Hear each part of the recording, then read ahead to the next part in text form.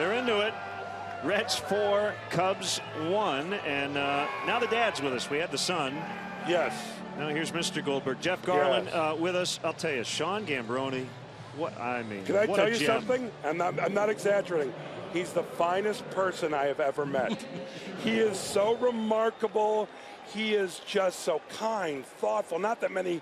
I mean, he's just a great guy. I mean, I want to say, because you could say kid, but I swear he's the greatest person ever. The crew loves him. It's so funny when he can't remember his lines. He goes, "May I have a line, please? My line?"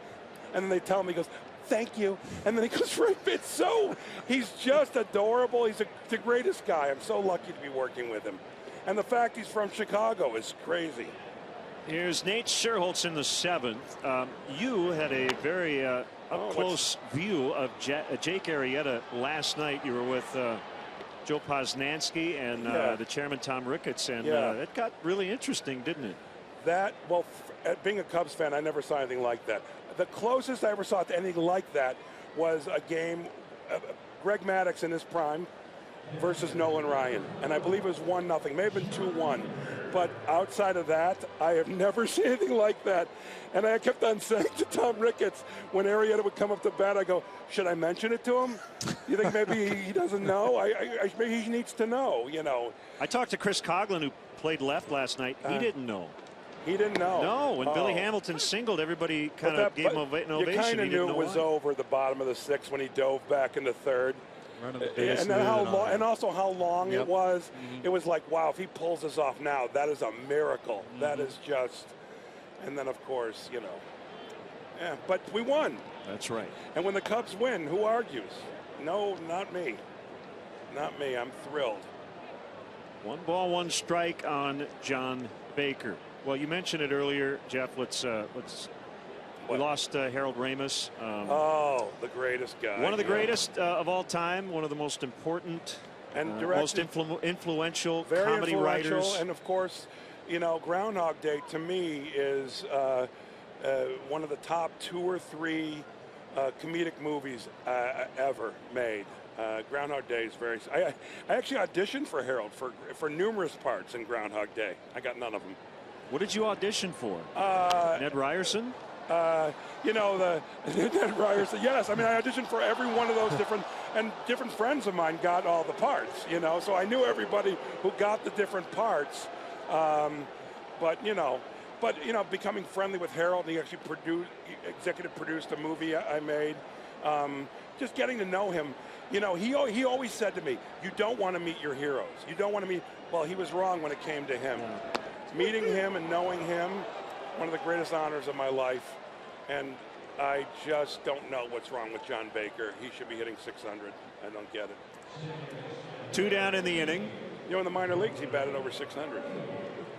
Oh, he did? No, he did not. But you're like me, just making stuff up here. Making stuff up. Yes, that's all.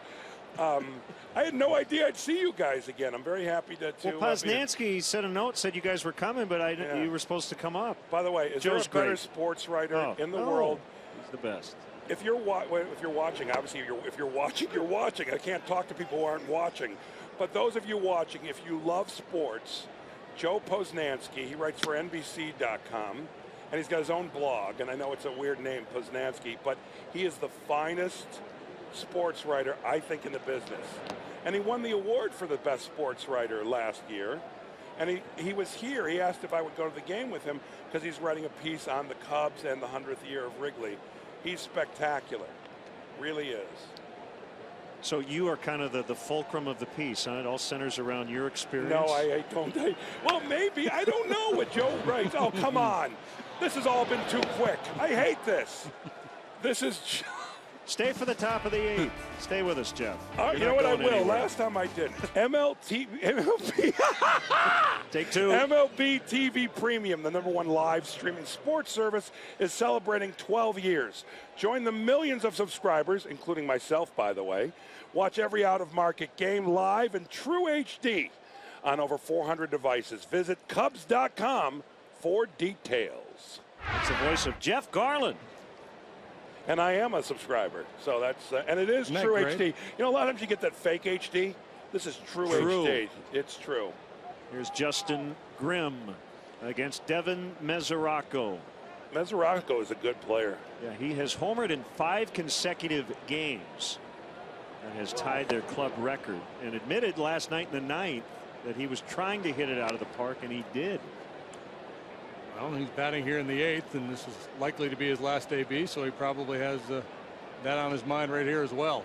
That and a young lady he met on Rush Street last night also. And he went around 1-1. Let's hope he strikes out. Wouldn't that be just great?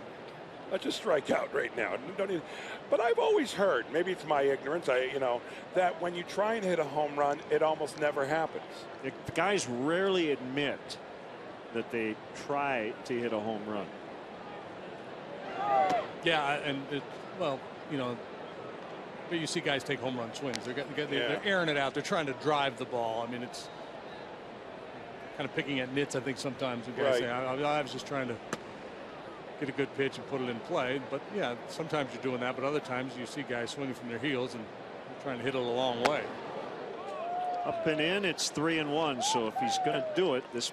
And by the way, the Cubs bullpen, I guess the closer thing we've had a festival with, but the bullpen has come along. That's the reason we're playing so much better. It's one of the reasons. I mean, the bullpen's been great. Really good lately. Pitching in general. Yes, pitching in general. Really good. I mean, 6 innings of a perfect game. That's just crazy. Yeah. Have you been at a no-hitter? No. No, I've never been at I've been at maybe a few hitter. 2-hitter, 1-hitter. And again, I want to be at a ball game where one team hits 7 solo homers and comes back and wins. That was one of my greatest thrills when you guys were in Pittsburgh and brought me up.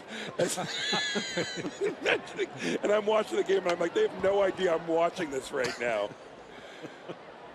Yeah, weren't you crying out for 11 solo homers 11 or something solo like homers, that? yeah, because we were getting destroyed. Yeah.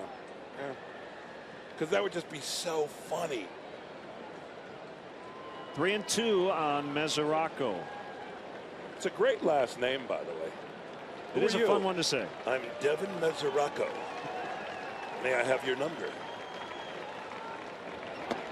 Call Good strike night. 3. Your streak is over, Devin Mesoraco. We should show a replay.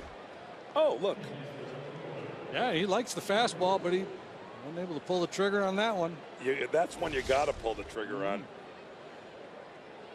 So Jay Bruce has knocked in a couple with 2 doubles.